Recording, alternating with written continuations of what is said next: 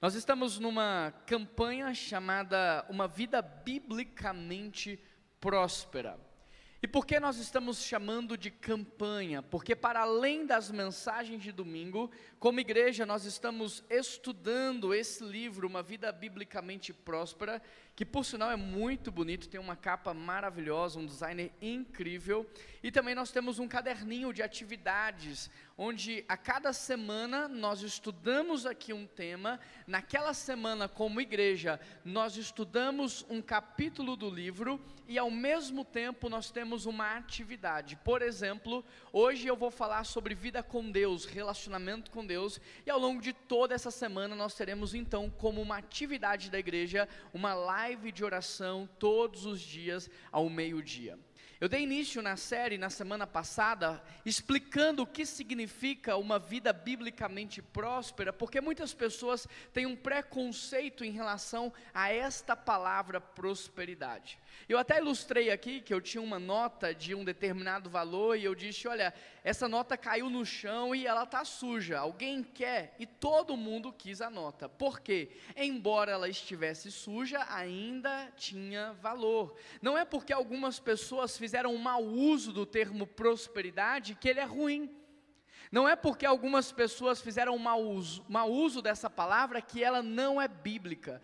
Pelo contrário, existe sim uma vida biblicamente próspera, e essa vida biblicamente próspera, ela vai para além do dinheiro. Uma vida biblicamente próspera nada mais é do que uma vida inteira de sentido. É uma vida de significado, uma vida de propósito. E quem não quer ter uma vida que vale a pena ser vivida? Quem não quer ter uma vida que faça sentido? Quem não quer ter uma vida de propósito? Teologia bíblica em relação à prosperidade, ela diz que a prosperidade bíblica ela é além do dinheiro, ela fala sobre relacionamentos. Quem não quer ter uma boa relação dentro de casa? Quem não quer ter uma família saudável?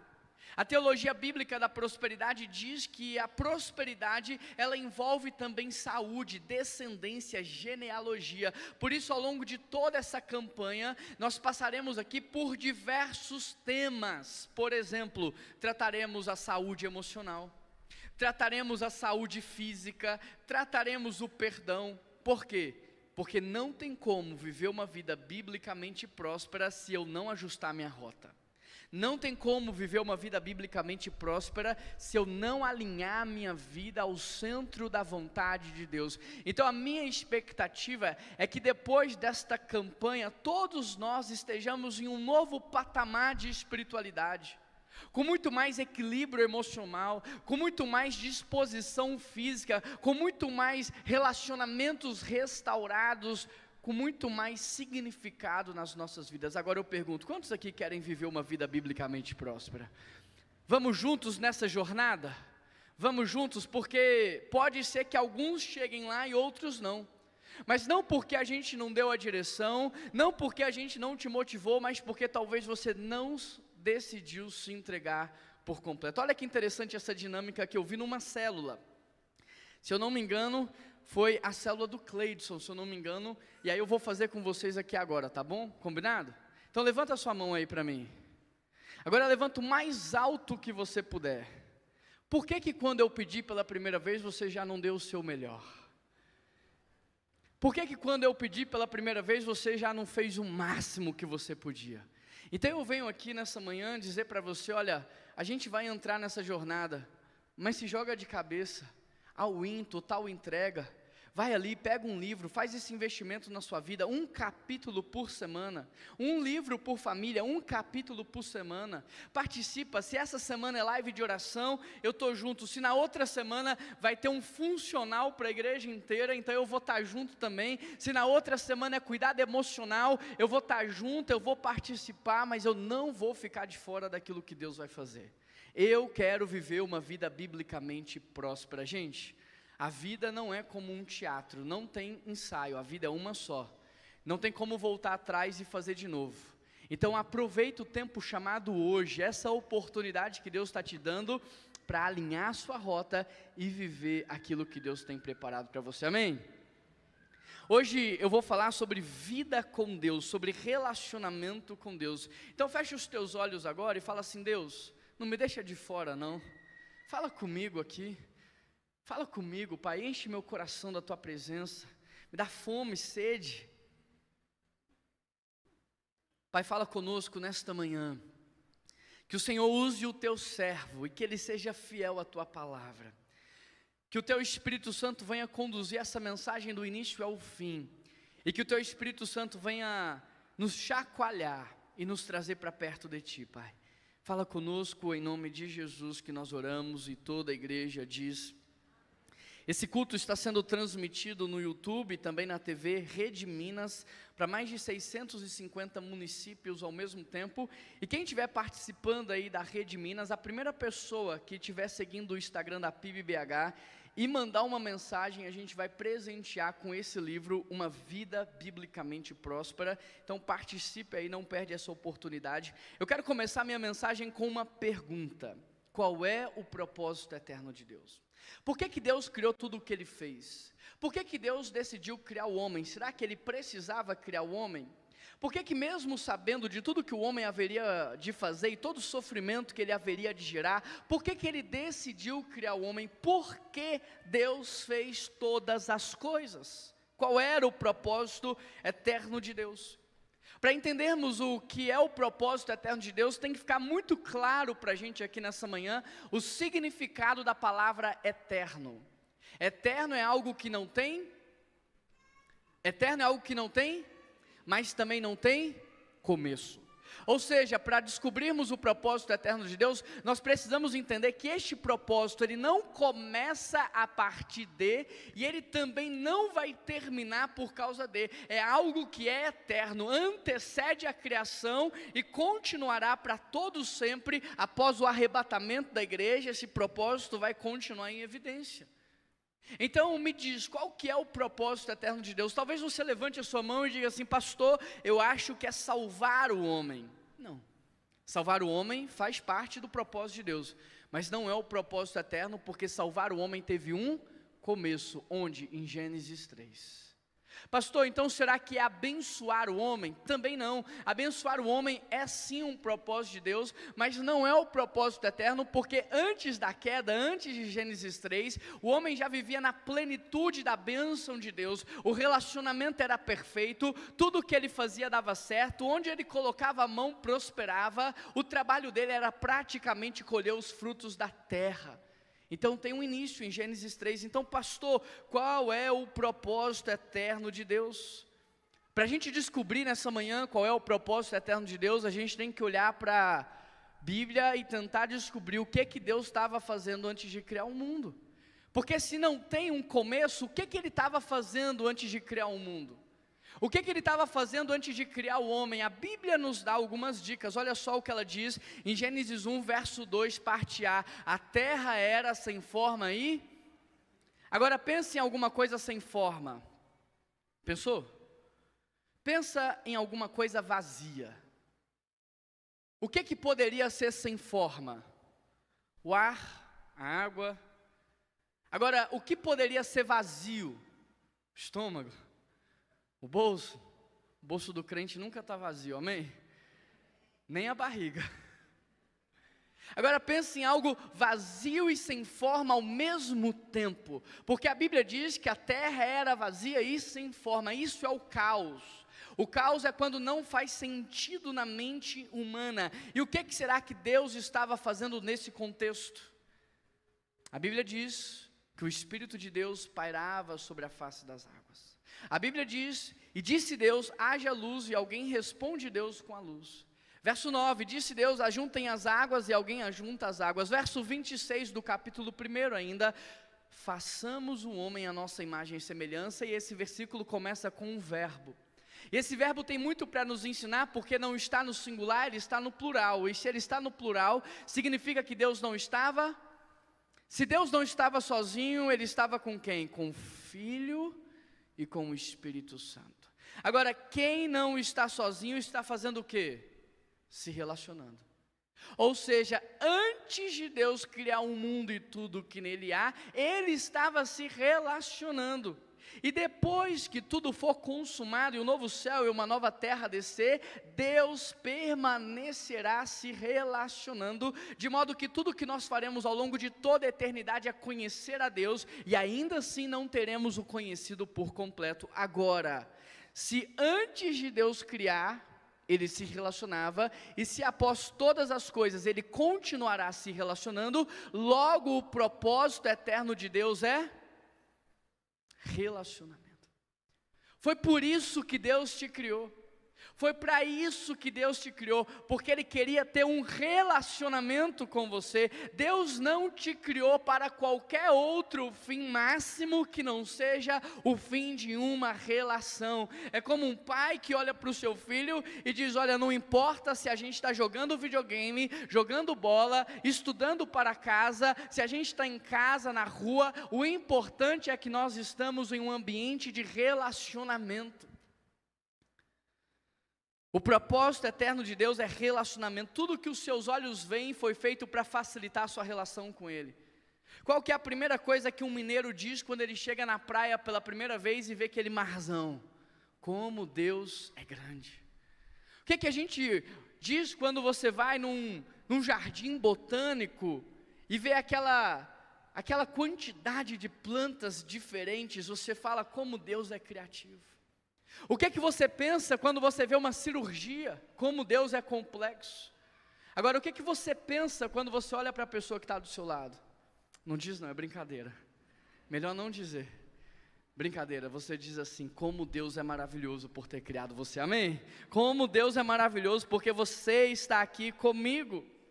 Tudo foi feito para facilitar a nossa compreensão de quem Deus é, e tudo foi feito para promover relacionamentos, porque esse é o propósito eterno de Deus. Quais são as tecnologias que mais fazem sucesso e mais são valiosas no mundo? Quais são os aplicativos mais baixados e mais usados em todo o mundo? Por quê? Porque nós somos feitos para uma relação. Este é o propósito eterno de Deus, relacionamento. Ou seja, não importa quanto tempo você está aqui fugindo da presença de Deus, hoje Ele trouxe você aqui para restaurar sua relação com Ele, porque esse é o propósito dEle. Deus não tem o propósito de você fazer sem Ele. Deus não tem o propósito de você ter grandes resultados sem Ele. Deus tem o propósito de que ao longo da vida você desfrute de uma relação. Então não importa o que você fez, não importa a vida que você está levando. A história do filho pródigo foi escrita para te mostrar: não importa o que você fez, apenas volta para a presença do Pai, apenas volta para a presença de Deus. É isso que nós queremos fazer nessa manhã, voltar para a presença de Deus, porque esse é o propósito eterno dele. Agora, se o propósito eterno de Deus é relacionamento, eu te pergunto: o que é pecado?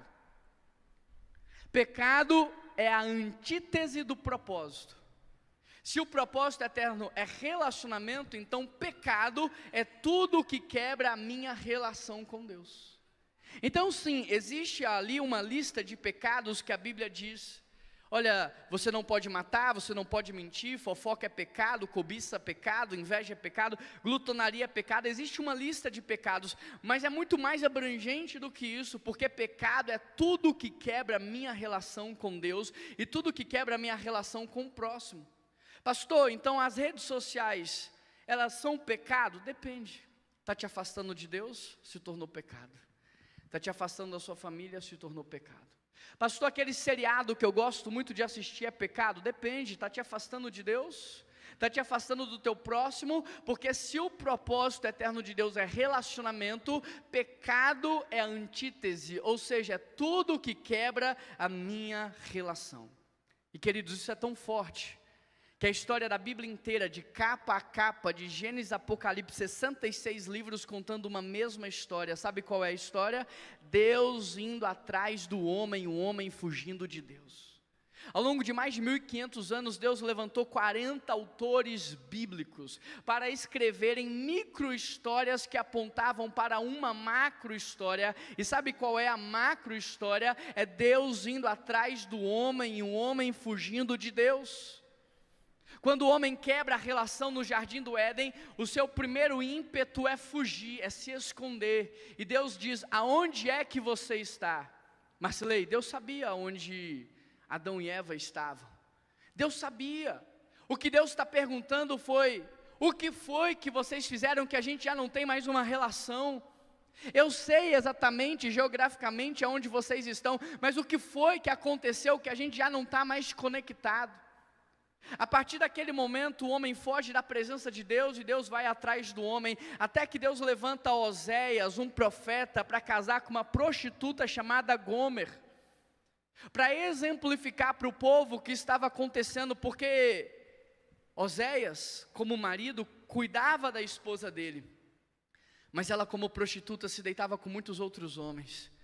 E quando ela acordava pela manhã, depois de uma noite de prostituição, ela abria a porta do seu quarto, e a Bíblia diz que ali havia frutas, cereais, havia presentes, e ela olhava para tudo aquilo e dizia: olha como eu sou maravilhosa, porque todos esses homens que vêm e se deitam comigo, eles deixam um presente para mim. Só que mal sabia Gomer, mal sabia a prostituta, que não eram os homens que se aproveitavam dela, que estavam ali cuidando dela, mas que era o Oséias, o seu marido, que de modo sacrificial, unilateral, continuava cuidando dela, mesmo ela se prostituindo. E com isso Deus traz uma mensagem ao mundo: eu faço o maná cair do céu, eu faço a água brotar da pedra, eu abro o mar vermelho para vocês, eu protejo vocês das 10 pragas do Egito, e no dia seguinte vocês estão ali confeccionando um bezerro de ouro.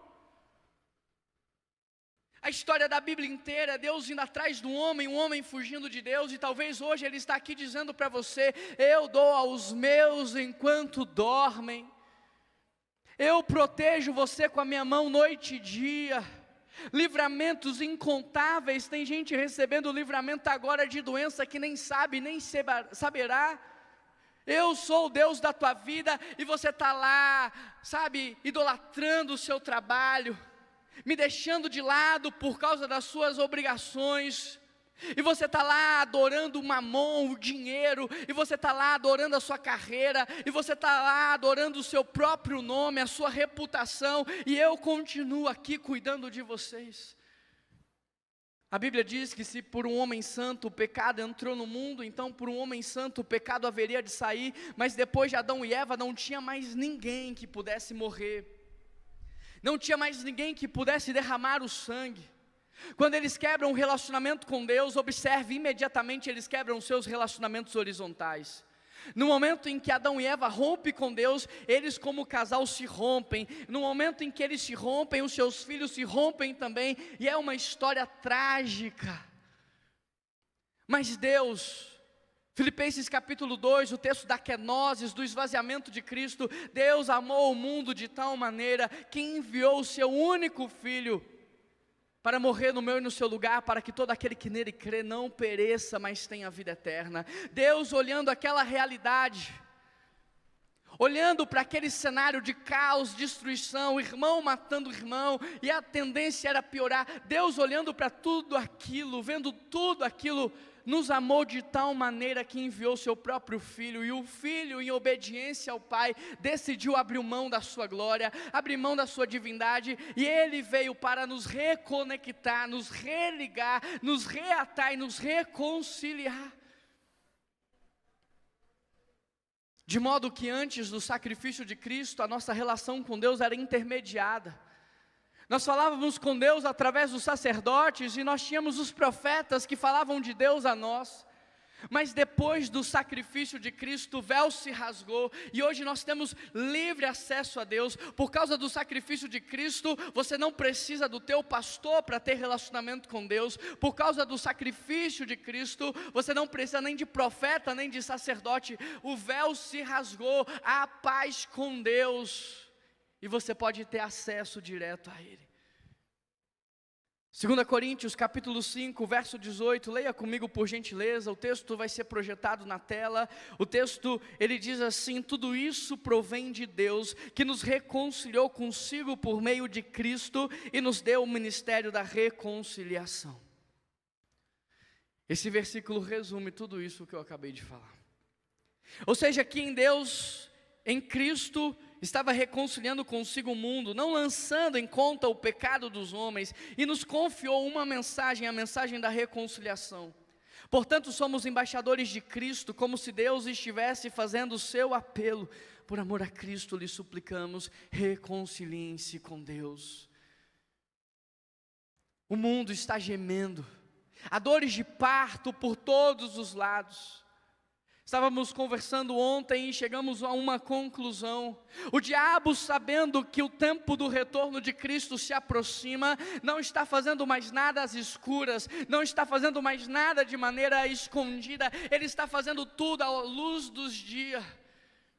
Fomos fazer uma visita, eu e Keila, e enquanto estávamos ali na casa de uma pessoa, estava passando uma novela na televisão.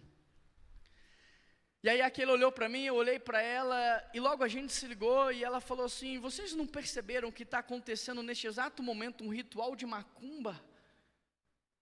Vocês não perceberam o que eles estão fazendo ali agora? Eles estão fazendo um ritual de macumba, de magia negra, e tudo isso está aqui, alcançando a casa, a família de vocês. O inimigo não precisa mais mascarar o que ele está fazendo. Você olha o carnaval, é ritual após ritual. Você olha alguns shows como o Rock in Rio, ritual atrás de ritual. Você olha o que está acontecendo no mundo e você só consegue chegar a uma conclusão: o mundo está gemendo, há dores de parto, Jesus está voltando, o inimigo está apressando tudo aquilo que ele está fazendo. Por isso eu venho aqui nessa manhã dizer: olha, por amor a Cristo eu lhe suplico, reconcilie-se com Deus enquanto há tempo. Por amor a Cristo eu lhe suplico, volte para a presença de Deus enquanto há oportunidade para você. Essa semana que passou, alguns amigos estavam ali no aeroporto da Pampulha. Eles se encontraram com outros amigos, trocaram mensagem, entraram no avião. E na segunda-feira, por volta ali do meio-dia, 1h da tarde, aquele avião não conseguiu sustentar a sua altitude. E aqueles jovens de 35, 36 anos vieram a óbito. Nós não sabemos o dia do amanhã. Por amor a Cristo, reconcilie-se com Deus.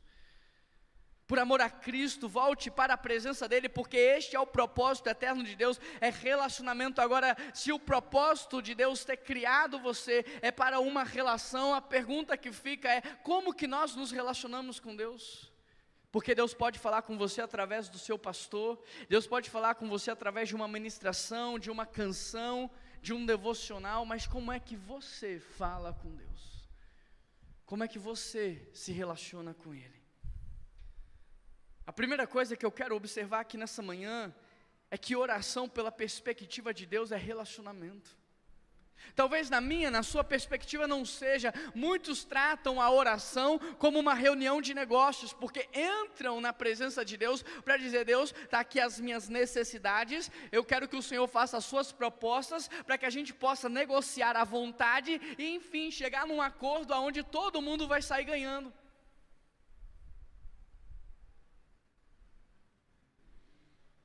Ou a gente transformou a oração numa reza, porque todo dia a gente fala a mesma coisa com Deus: obrigado por esse dia, em nome de Jesus, amém.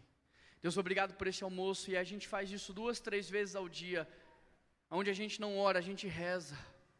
A gente repete palavras a Deus, mas não desenvolve um relacionamento com Deus. Imagine que você esteja aqui pela primeira vez e você diga para mim uma palavra: olá pastor, tudo bem? Mas ao longo dos anos você continua repetindo só essa palavra: olá pastor, tudo bem? E passam mais anos e você só continua dizendo: olá pastor, tudo bem? Eu te pergunto: nós seremos amigos? Eu conhecerei você e serei conhecido por ti? Não, porque você está limitando a nossa relação a uma palavra. Oração não é uma reunião de negócios com Deus, oração não é uma reza, oração expressa o seu relacionamento com Ele. Oração não é o tempo que você tira para ficar repetindo palavras, é a forma como você se relaciona com Deus. Por isso, se sua vida de oração é inconsistente e fraca, significa que o teu relacionamento com Deus também é inconsistente e fraco. Agora, para pessoas que têm essa inconstância na vida de oração, em Mateus 7, Jesus chega e diz: apartai-vos de mim, porque eu não vos conheço. Mas cá entre nós, conhecer Deus conhece. Ele criou, Ele chamou pela existência, Ele dá nome àquilo que não existe, Ele sustenta toda a criação com o poder da sua palavra. Então conhecer Deus conhece. No grego o que Jesus está dizendo é: apartai-vos de mim, porque nós nunca tivemos uma relação. Como não, Jesus? Eu estava na igreja, era baterista, cantava no louvor, cuidava do som, cuidava das crianças. Apartai-vos de mim, porque nós nunca tivemos um relacionamento. Você trabalhou na empresa sem conhecer o dono. Você serviu alguém que você não conheceu. Você serviu alguém que você não priorizou na relação. Você estava mais preocupado em fazer coisas para mim do que desfrutar da minha presença. E não foi isso que eu pedi para vocês. Em João 3, Jesus chega para Nicodemos, e Nicodemos diz: olha, eu creio que tu és o Filho de Deus. E Jesus diz: não é suficiente, se quiser entrar no meu reino, necessário vos é nascer de novo, ser regenerado de uma semente incorruptível, para que nós tenhamos relacionamento. Meu querido, talvez você saiba quem Deus é, talvez você até o conheça. Talvez o conceito de Deus esteja correto na sua mente, talvez você até acredite nele, só que infelizmente é possível conhecer as Escrituras, é possível conhecer a Deus e ainda assim não ter um relacionamento com Ele. Talvez você tenha sido acostumado com a doutrina batista, se adaptado à liturgia de culto desta igreja. Talvez esse seja um ambiente que te faça bem, mas talvez você ainda não teve um encontro genuíno e verdadeiro com Deus, porque quem conhece a Deus se apaixona por Deus. Se nós somos capazes de nos apaixonar por pessoas falhas, que mentem, que erram, que nos frustram, que nos decepcionam, imagina se nós conhecêssemos a Deus, o quanto nós não seríamos apaixonados, porque Ele é maravilhoso, Ele é perfeito em tudo o que faz, a vontade dEle é sempre boa, agradável, Ele não erra, Ele não falha, Ele não decepciona, Ele não frustra, Ele sempre está presente. Então imagina se a gente conhecesse a Ele, como seria o nosso coração. Como seria a nossa vida de oração? Olha para o mundo que a gente vive. Os governantes dizem acreditar em Deus. As pessoas usam o nome de Jesus. Olha para o mundo que a gente vive. Dentro de todo carro tem um louvor. Dentro de toda loja tem uma música cristã. Essas pessoas sabem quem Deus é. Elas conhecem Jesus Cristo. Muitas conhecem a palavra, mas elas não têm relacionamento com Deus. Olha para o diabo e os seus anjos, olha para o diabo e para os demônios, eles tremem diante da presença de Deus, eles reverenciam a presença de Deus, eles acreditam no poder de Jesus Cristo, mas ainda assim, não tem intimidade, não tem comunhão, não tem relacionamento. Poucos são nos dias de hoje aqueles que têm cultivado um relacionamento com Jesus. Naquela cruz Jesus perdoou a todos, naquela cruz Jesus pagou o preço do pecado de todos, mas ainda assim nem todos vão para o céu, porque o perdão foi oferecido, mas agora a relação precisa ser restaurada. O perdão foi dado, mas agora precisa haver reconciliação. Por isso, se eu pudesse deixar uma frase ou um conceito, eu diria: a oração não é uma disciplina, a oração não é um ritual, a oração é um encontro marcado com Deus, a oração expressa o seu relacionamento com Deus. Por isso, se a sua vida de oração for inconsistente e fraca, significa que também o seu relacionamento com Deus é inconsistente e fraco. Porque eu não preciso me disciplinar, me encontrar com quem eu amo eu me encontro naturalmente.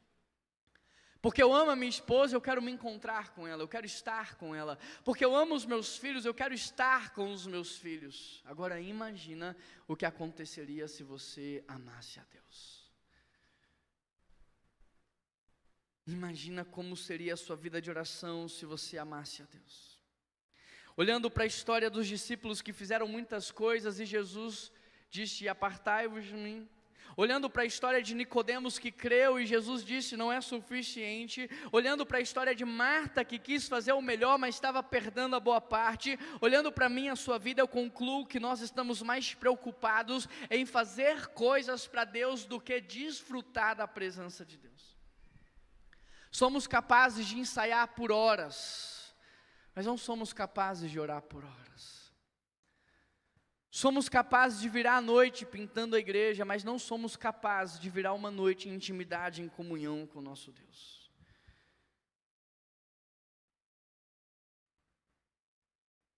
Quando um pai chama um filho para lavar o carro, ele não está dizendo que ele está preocupado com o carro, ele está dizendo, eu estou preocupado com o filho. Quando o pai convida um filho para lavar o carro, ele não está dizendo, olha, eu quero resultado, ele está dizendo, eu quero um pouco de relação. Quando Deus nos chama, e a palavra chamada em hebraico, ela tem a conotação de cuidado. Quando Deus nos chama, não é para um serviço, é para uma relação, é para um desfrute de um cuidado, de intimidade entre pai e filho. Hoje nós preferimos parar para ouvir alguém falando de Deus, do que parar para ouvir o próprio Deus. Hoje nós preferimos pagar para alguém falar de Deus, do que parar para ouvir o próprio Deus. Mas lembra, apartai-vos de mim, porque eu não vos conheço. Porque mais importante do que o que você faz, é se você tem relação. Mais importante do que o que você faz, é se você tem relação. Eu não me lembro, e nem vou me lembrar de tudo que o Samuel já me deu, dos presentes que ele já me deu, mas eu jamais esquecerei da nossa relação. Você está aqui dizendo, Deus, eu quero que você se lembre de tudo que eu te dei. Você está aqui, Deus, querendo que Ele se lembre de tudo que você já fez. Ele está dizendo, mais importante do que o que você deu ou já fez, é se nós temos uma relação. Quando perguntaram para um teólogo francês chamado Altivertier o que significava orar 24 horas por dia, ele disse, quando eu acordo e tomo o meu banho, eu oro a Deus dizendo, me limpa dos meus pecados como essa água me limpa da sujeira. Enquanto eu tomo o meu café pela manhã, eu digo, Deus, como esse pão sustenta o meu corpo, que o Senhor sustente a minha vida. Enquanto dirijo o meu carro para o trabalho, eu digo, Deus, alinhe as minhas motivações e as minhas intenções. E Ele vai dizendo que ao longo do dia, Ele vai correlacionando tudo o que Ele faz a uma conversa ininterrupta com Deus. E Ele conclui dizendo, muitos de nós não oramos 24 horas por dia, porque na verdade nós nunca começamos a orar. Veja o que Dallas Willard escreve no seu livro A Grande Omissão. Mas alguém pode me perguntar, eu posso ser salvo sem me relacionar com Deus? Ele diz assim, se olharmos pela perspectiva do amor de Deus, pode, desde que Ele encontre qualquer fundamento para isso. Mas, talvez seja bom você refletir e avaliar sobre a sua vida pós-morte, porque se hoje, na vida presente, você não valoriza a presença de Deus, o que te faz pensar que você irá valorizar ao longo de toda a eternidade? Se hoje você não cultiva, não prioriza a presença de Deus, o que te faz pensar que você é digno dessa presença ao longo de toda a eternidade, que você vai saber valorizá-la? Meu querido, não tem problema nenhum você reconhecer nessa manhã que você ainda não teve um encontro com Jesus. Não tem problema nenhum você reconhecer nessa manhã que você está falhando na sua relação com Ele. O problema é você sair daqui com a mente cauterizada. O problema é você permanecer com o coração endurecido. O problema é você sair daqui achando que está confortável do jeito que está e que não precisa mudar. Porque pode ser que você seja surpreendido ao final da sua vida, enquanto o Pai está dizendo para alguns, entrem benditos do meu reino para a morada celestial, e para outros dizendo, apartai-vos daqui para o fogo eterno, preparado para o diabo e os seus anjos. Porque no final das contas, o que vai importar não é o que eu fiz, mas se eu me relacionei. Não é o que eu entreguei, mas se no processo da entrega eu cultivei relacionamento com Ele.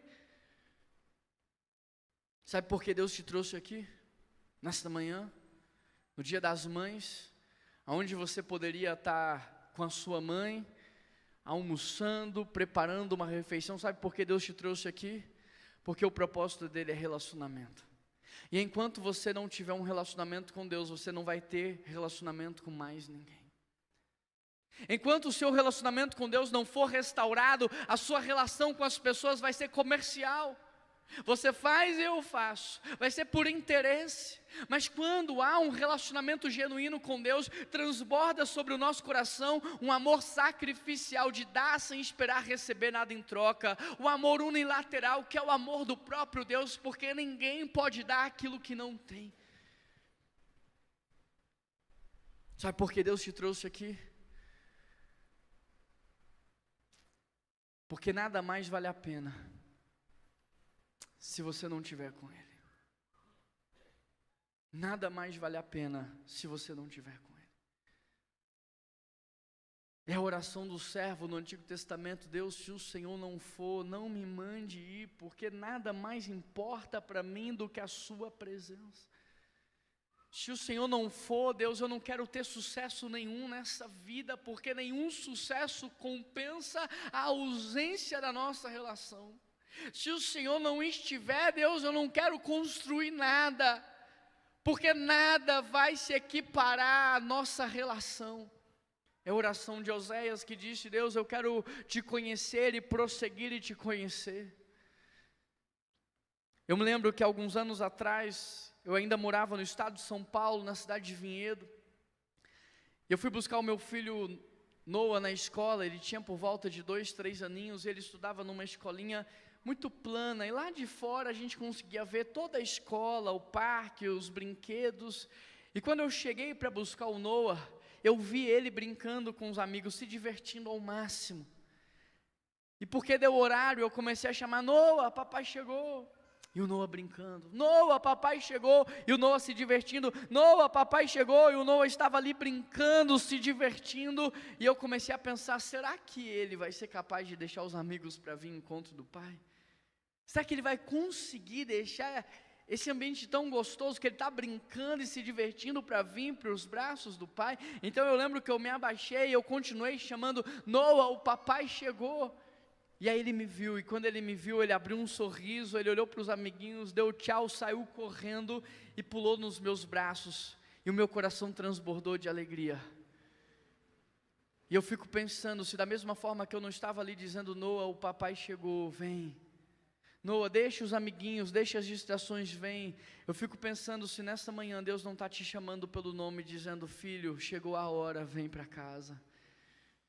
Filho, chegou a hora, vem para casa. Filho, é hora de ir para casa, porque a noite está chegando. Filho, vão para um lugar protegido, porque a noite está chegando. Filho, deixa essas distrações, porque quando a noite chegar não tem mais parquinho, porque quando a noite chegar não tem mais brincadeira, porque quando chegar o tempo da tribulação não haverá mais diversão. Então, filho, abre a mão de tudo isso e vem para a minha presença, porque a hora é chegada.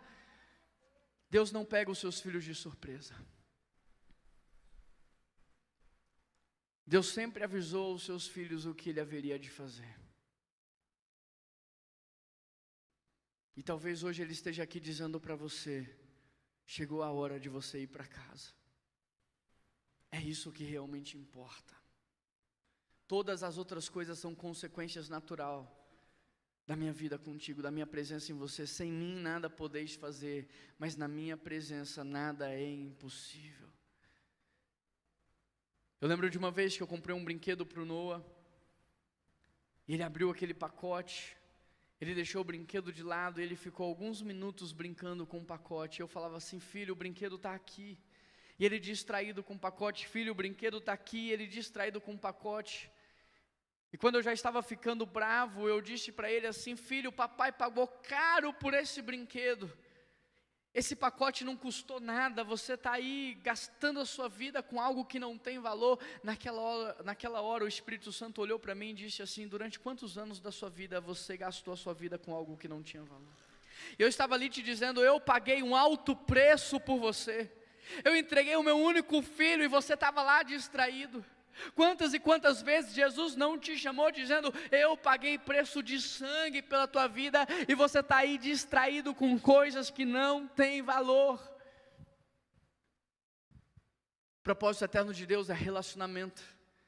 Mas é possível que você esteja fora de casa sem relacionamento, mas a história do filho pródigo nos mostra que é possível também estar dentro de casa e não ter relacionamento. É possível estar distraído fora de casa com os prazeres do mundo, mas é possível estar distraído dentro de casa com ativismo religioso. Eu estou fazendo para Deus, pouco importa o que você está fazendo para Deus se você não estar com Deus. Por isso que um dos valores da nossa igreja é a presença de Deus. Porque hoje o cristão sabe pregar sem Deus, cantar sem Deus, liderar sem Deus, dar aula sem Deus. E diante desse mundo de possibilidades, aonde a gente pode fazer qualquer coisa sem Deus, a presença de Deus se torna um valor inegociável. Eu não posso subir aqui para pregar sem Deus. Eu não posso subir aqui para recitar um texto de 40 páginas sem Deus. Eu não posso subir aqui para expor um texto sem Deus. Eu não posso liderar essa igreja sem Deus. Eu não consigo ser um bom marido sem Deus. Eu não consigo amar de modo sacrificial, entregando a minha vida para santificá-la sem Deus. Eu não consigo ser um bom pai que discipula os filhos e que é exemplo para os filhos sem Deus. Eu não consigo ser um cidadão deste mundo sem Deus. A presença de Deus nas nossas vidas é a única coisa que nos diferencia dos pagãos. E se estamos fazendo tudo sem Ele, seremos confundidos como a palha e não recolhidos como o trigo. Como é que anda a sua vida com Deus? Como é que anda a sua vida de oração? Porque a oração é a coisa mais linda do mundo. É bom conversar com quem a gente gosta, é verdade ou não é? Quando a gente encontra alguém que a gente gosta, a gente não vê a hora passar. E conversa, e conversa, e conversa, e a hora não passa. A oração é isso, é conversar com alguém que você gosta. É Deus, olha, eu estou aqui no meio dessa reunião, a gente precisa tomar uma decisão difícil, mas eu estou tentando e não estou conseguindo, ajuda. Olha Deus, eu preciso me encontrar com Samuel, ter uma conversa com ele, vai lá, toca o coração dele.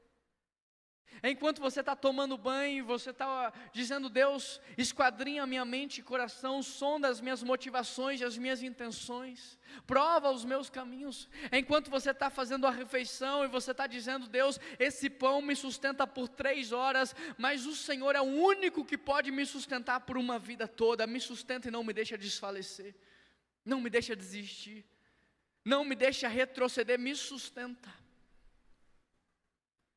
É quando você está dirigindo o seu carro ou andando de bicicleta e você vai dizendo, Deus, da mesma forma que eu estou dando direção para esse veículo, dá a direção para a minha vida. E quando você assustar, você vai ter passado o dia, sabe como? Na presença de Deus. E quando você assustar, você vai ter passado o seu dia inteiro conversando com Ele. E quanto mais você conversar com Ele, mais intimidade você vai ter, mais comunhão você vai ter, mais a voz dEle você vai ouvir e mais uma vida bíblica próspera você vai viver. Sabe por quê? Porque você não vai perder mais tempo atirando para todos os lados, sua vida vai ter direção. Porque você não vai ficar precisando gastar dinheiro para suprir suas carências emocionais, você vai estar pleno e satisfeito, você vai poder usar o dinheiro de forma correta, porque você vai ser sábio, ter discernimento espiritual. Mas querido, nada mais importa se não for a presença do nosso Deus.